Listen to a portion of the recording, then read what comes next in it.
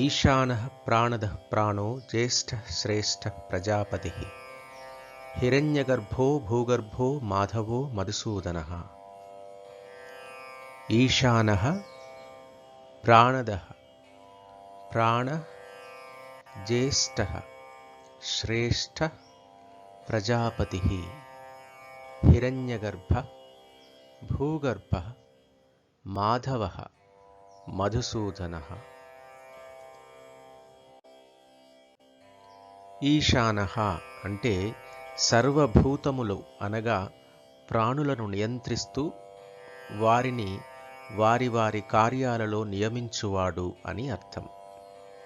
ప్రాణదః అంటే ప్రాణప్రదాత, పంచప్రాణాలనొసగి జీవులను చైతన్యులుగా చేయువాడు విష్ణువు.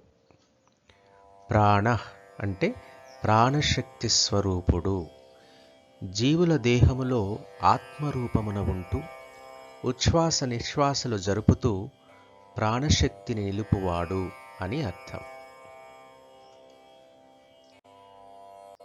జ్యేష్ఠః అందరికంటే పెద్దవాడు, సృష్టికి పూర్వమే ఉన్నవాడు కావున ఆ విష్ణువు కంటే పెద్దవారంటూ ఎవరూ లేరు కాబట్టి ఆయన జ్యేష్ఠుడు.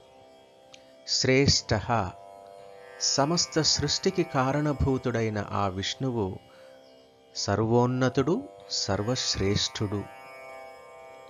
ప్రజాపతి జీవకోటికి అధిపతి, ఈశ్వరుడిగా సర్వప్రాణులకు రక్షకుడై ఉన్నవాడు ఆ మహావిష్ణువు.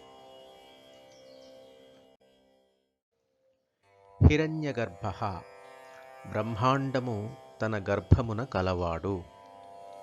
జీవోత్పత్తికి కావలసిన హిరణ్యము అనగా తేజస్సును తనలో నిలుపుకున్న బ్రహ్మకు మహావిష్ణువు ఆత్మగా ఉన్నందువల్ల విష్ణువుకు మరొక నామం హిరణ్యగర్భుడు. భూగర్భః భూమిని అంటే ఈ ప్రపంచాన్ని అంతటినీ తన గర్భమున కలిగియున్నవాడు. మాధవః అంటే లక్ష్మీపతి, మా అనగా లక్ష్మీదేవి, ఆ లక్ష్మీదేవికి భర్త కాబట్టి మాధవుడు. మధుసూదనః మధు అనే అసురుని చంపినవాడు విష్ణువు.